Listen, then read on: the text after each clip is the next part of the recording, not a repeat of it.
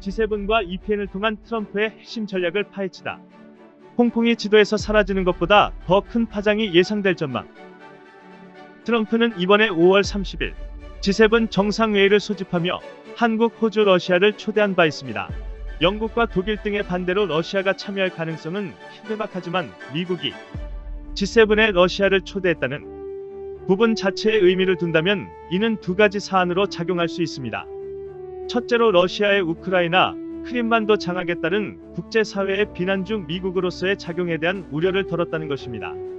둘째로 중국이 경제적 비상사태에 돌입했을 때 러시아가 일방적으로 중국 편을 들 가능성을 제거합니다.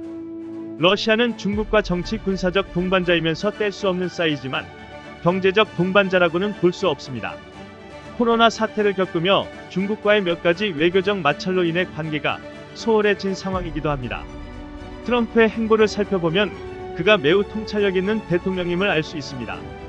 많은 여론들이 그가 친러를 하는 부분에 대해 약점을 잡혔느니 하며 강한 비판을 하지만 국제 정세를 보았을 때 러시아를 적으로 두면 얻을 것이 별로 없지만 중국을 적으로 두면 명분과 실리를 동시에 얻을 수 있다는 것을 알고 있는 것으로 여겨집니다.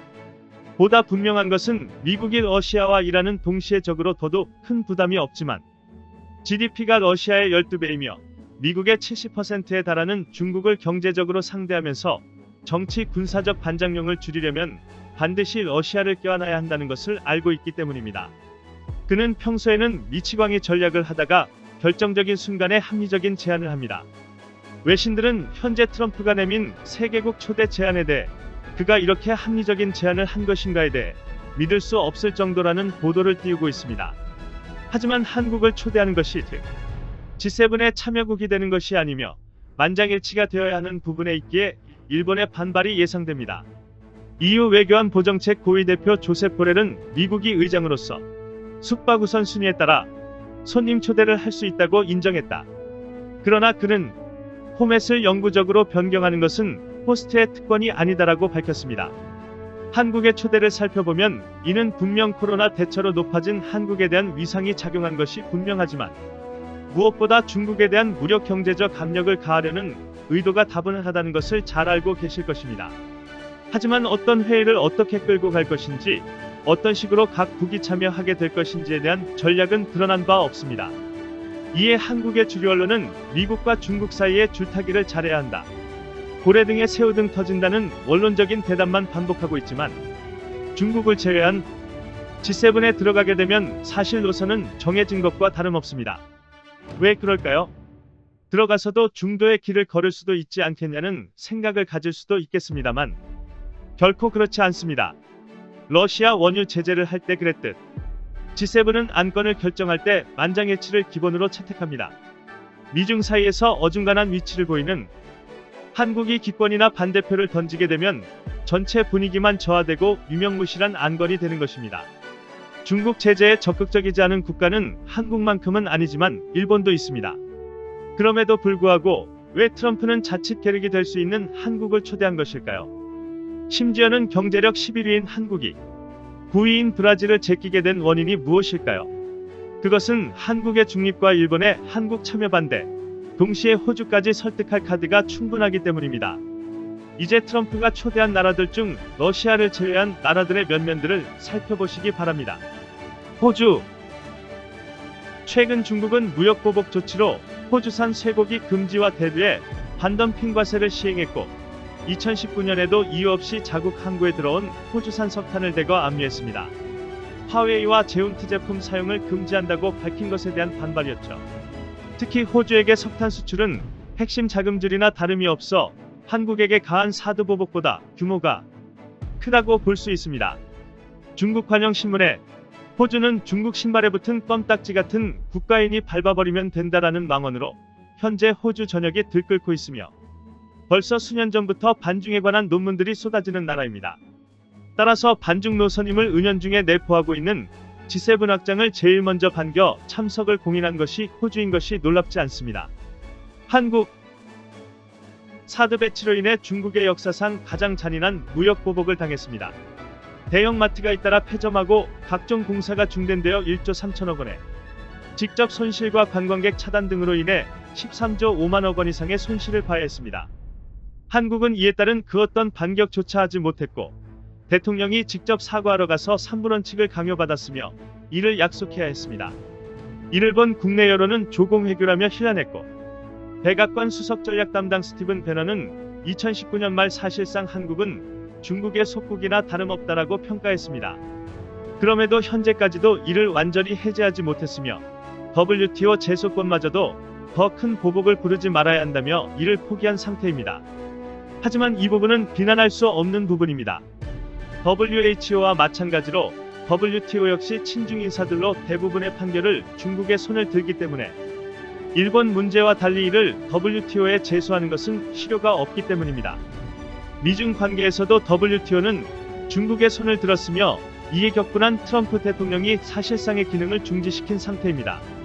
7명이 정원인 WTO 상소위원은 그간 164개 회원국의 만장일치로 선임해야 하는데 트럼프 정부는 WTO의 미중 무역 판결들이 미국의 이익을 침해한다며 임명에 동의하길 거부해왔죠. 그래서 그간 최소 인원인 3명이 최종 심리를 해오다가 지난해 12월 2명의 임기마저 끝나 사실상 기구가 무력화된 것입니다. 이런 연유로 안보는 미국 경제는 중국이라는 구호가 있을 정도로 대한민국은 트라우마라고 할 정도로 중국의 경제 보복에 대해 민감합니다. 그러나 미세먼지로 인한 무책임한 태도부터 코로나 바이러스로까지 이제 경제 보복에 대한 두려움은 분노로 변해가고 있는 상황입니다. 인도는 국내에서 상당히 저평가된 나라 중에 하나인데 현재 기준으로 인도는 세계 경제력 5위의 강대국입니다.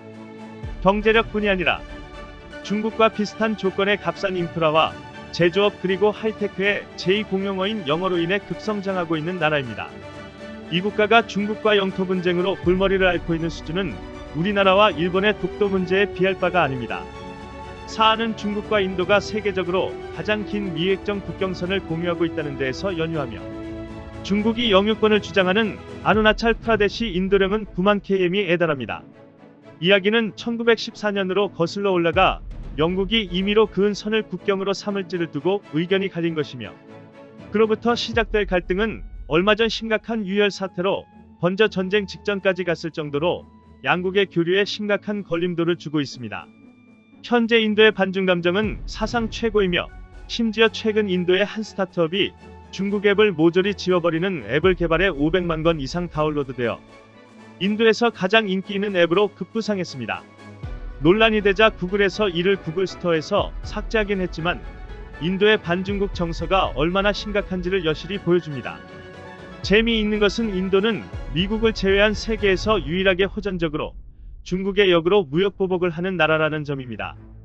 2017년 8월 9일 93종의 중국산 수입 제품에 반덤핑 관세를 부과했고 그 종류로는 화학공업, 석유화학, 철강, 기타 금속, 제조품, 섬유와 실크, 기계 고무와 고무제품, 전자제품 등 다양한 수입품이 포함되어 있습니다.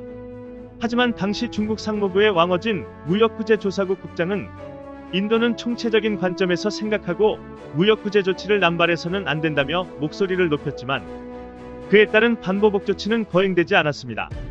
평소 무자비한 경제 보복을 가하는 중국의 태도로 미루어 볼 때 이해할 수 없는 상황이며 중국이 같은 제조업 국가인 인도에 대해 무역 보복을 하는 길이 순탄하지 않음을 암시합니다. 특히 인도는 대중국 적자가 미국보다 훨씬 심각한 나라로 관세 전쟁이 벌어진다면 중국이 더욱 잃을 것이 많다는 점도 한모합니다. 이에 자신감이 생긴 인도는 세계 최초로 중국에게 코로나의 책임을 물어 20조 달러 국제 소송을 벌이고 있습니다. 여기서 20조 달러가 얼마나 큰 돈이냐면 중국이 유사시 미국 달러를 한 번에 풀어 돌이킬 수 없는 타격을 줄 수 있다고 자신한 기반이 된 중국 내 미국 국채가 1조 416억 달러입니다. 중국이 20조 달러를 물어줄 수밖에 없게 되면 중국 경제에 회생불능한 타격이 될 것입니다. 그럼 이미 G7의 나머지 당당한 국가들의 상황을 간략히 살펴보겠습니다. 캐나다 멍웬저우 회장 사건으로 아직도 3명의 캐나다인이 현재까지도 죄 없이 중국에 억류되어 있고 캐나다 구스 불매운동 등 중국에 크고 작은 피해를 입은 상태입니다. 이탈리아 중국의 한 매체가 이탈리아 사람들이 서로를 위로해주는 영상을 합성해 마치 중국을 응원하는 것처럼 만들어서 이탈리아 국민들의 분노를 샀을 뿐 아니라 중국 의료진을 지원해놓고선 중국 의료진 덕분에 이탈리아가 코로나 바이러스에 맞서 버티는 것처럼 묘사를 한 포스터를 게재한 부분이 밝혀지면서 반중 여론이 극에 달하고 있습니다.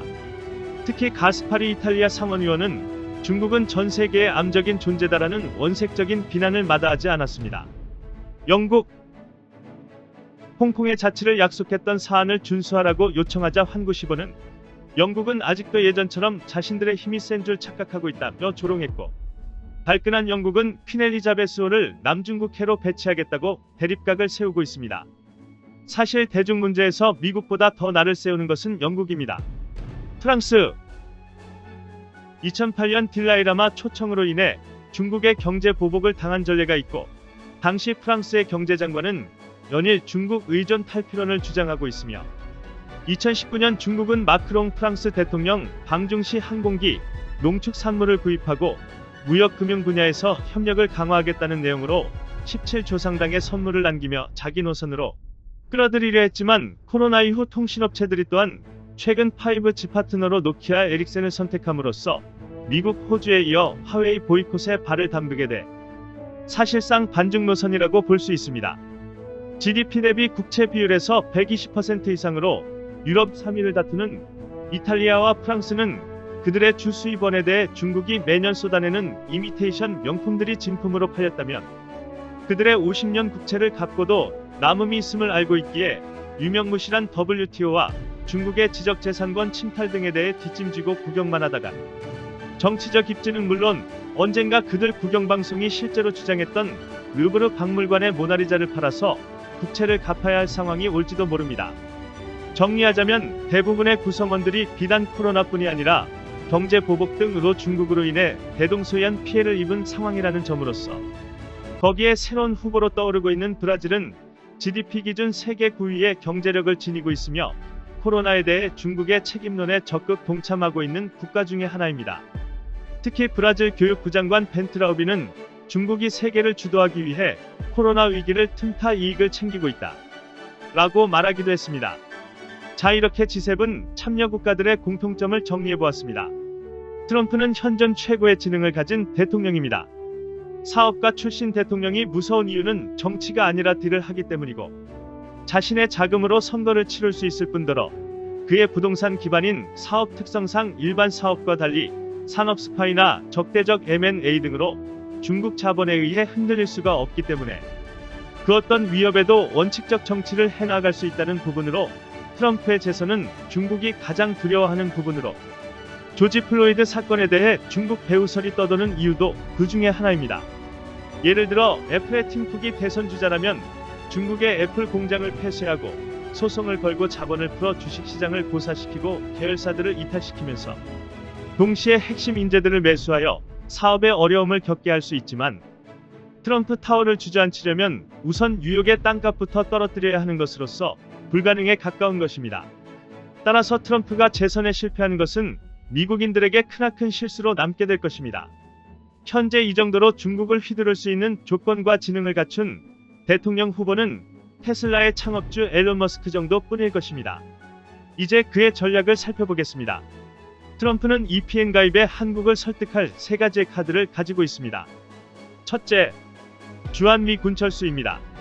주한미 군철수는 국민들이 생각하는 것보다 심각한 문제입니다. 주한미군이 주둔한다는 점은 북한이 자랑하는 미사일과 자주포 등으로 한국을 칠 시 미국 시민권자가 목숨을 잃는다는 점으로서이는 미 북간의 전면전을 의미하는 것으로 엄청난 전쟁 억제력을 주고 있습니다. 한편 북한은 평균 병역 기간이 8년 이상인데 반해 한국은 2년 정도로 북한 군인들은 이를 매우 자랑스럽게 여기며 한국의 복무 제도를 경시하는 경향이 있습니다. 즉 본토에 한국군만 남았을 시 북한 내에서는 전쟁론이 터져나오기 시작할 것이며, 실제 한국군이 세계 6위의 군사력을 가진 것과는 별개로 북한군의 심리적 사기를 상당한 정도로 도두게 됩니다. 따라서 한국은 주한미군 철수를 결사적으로 막아야 하는 입장인 것입니다. 반면에 미국은 한국이 중국과의 대립구도에서 미군을 주둔시키기에 중요한 위치를 차지하고 있음을 인지하고 있으나, 무기과학의 발전으로 미사일과 공중전이 대부분을 차지할 현대전에서 자주포 지근거리인 평택의 미국 시민권자들을 주둔시키는 위험보다 현주 1미군이 자리한 정도의 위치에서도 충분히 중국을 커버 가능하다는 점에서 본국을 설득할 명분이 있습니다. 둘째로, 일본의 군사 증강화가입니다. 전 백악관 수석전략연구가 스티브 배너는 일본에 군을 주어야 한다고 말했고, 트럼프는 그에 대해 반대하는 입장이 아닙니다. 만약 주한미군이 사라진 상태에서 일본의 군비 증진을 허가한다는 점은 한반도에 치명적일 것입니다. 일본은 아직도 세계 3위의 경제력을 가진 국가이며 우리와는 결코 가까워지기 힘든 앙숙이기 때문입니다. 따라서 트럼프가 안보라는 카드를 가지고 나오면 한국은 대중국 압박을 수용할 수밖에 없는 위치인 것입니다. 셋째로, 그는 만약 G7 국가 중 단 한 국가라도 불합리하게 중국에게 경제 보복을 당한다면 나머지 국가들이 공동 대응하는 시스템을 구축할 것으로 여겨집니다. 이 계획은 비단 한국뿐만이 아니라 이탈리아, 독일을 제외한 중국의 경제 보복의 피해 경험으로 이를 두려워하는 국가들의 압도적인 지지를 받을 것이며, 동시에 세계 경찰로서의 역할이 소원해졌던 미국의 위상을 다시 세울 수 있다는 점에서 확실시되고 있습니다. 이것이 바로 트럼프가 G7으로도 충분한데 부디 에코노믹 프로스페리티 네트워크 EPN을 거론한 이유입니다. EPN은 미국 주도의 경제 번영 네트워크를 말합니다. G7이 이미 존재하는 상황에서 그 내부에 미국 주도의 조직 하나를 더 만들겠다는 이야기인 겁니다.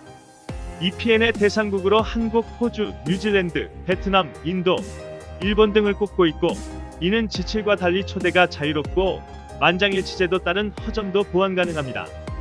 현재 주동미군 철수 문제 등으로 사이가 틀어진 독일과 중국의 무역 보복 경험이 없는 데다가 그나마 중국과 친교를 유지했던 이탈리아의 대중국 무역 제재 반대표로 안건이 결렬될 때를 대비해 나머지 무역 보복 피해국들을 묶어 효력을 발생시키는 단추를 만드는 것입니다.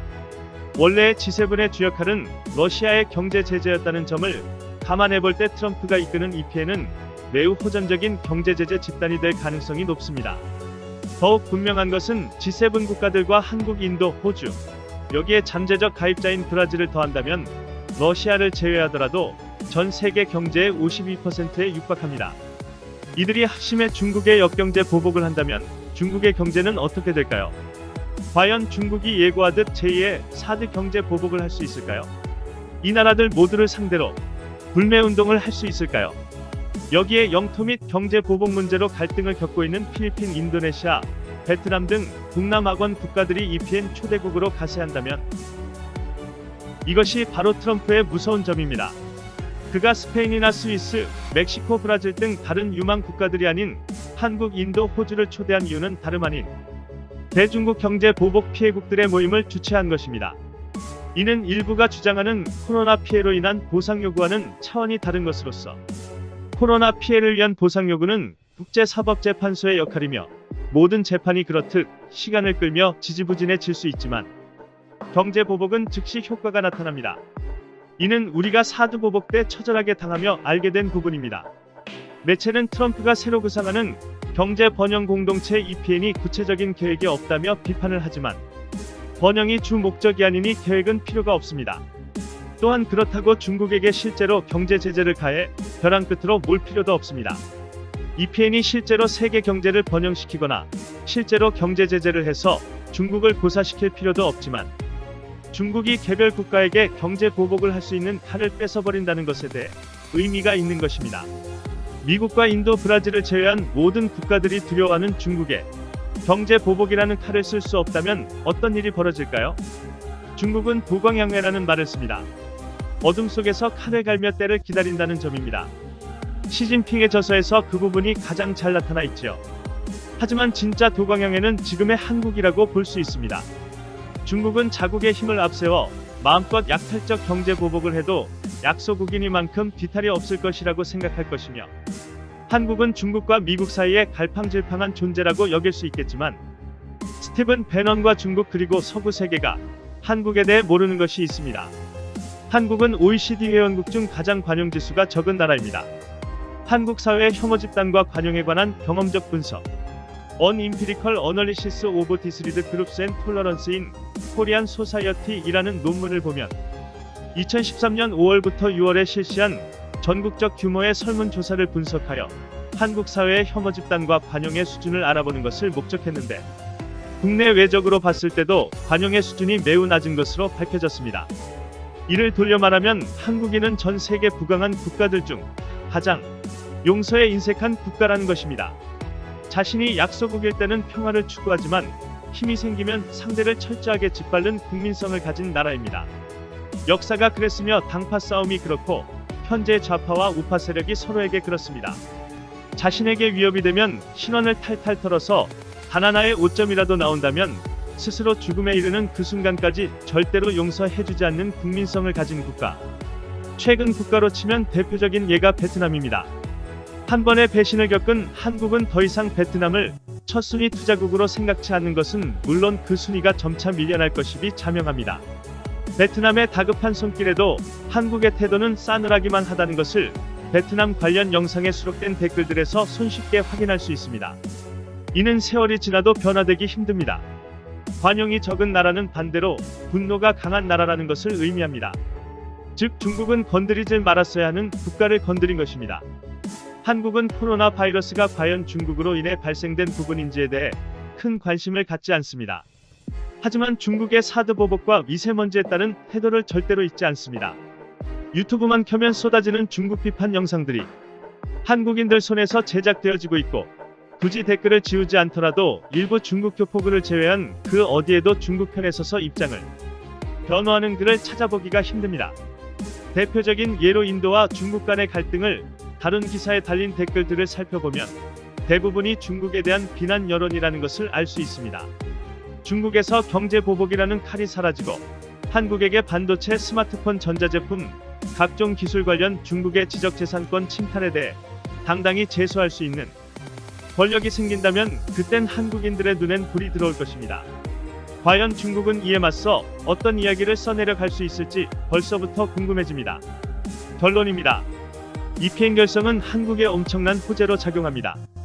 그것은 대중무역 의존도를 지키는 정도가 아니라 대중무역 압박에서 자유를 추구할 수 있는 발판이 완성되게 되는 것입니다. 세계적 투자자 짐 로저스는 말합니다. 통일한국은 세계 제2위 강대국이 될 것이라고. 저는 이렇게 대답하겠습니다. 한국이 그렇게 되는데 통일마저 필요 없을지도.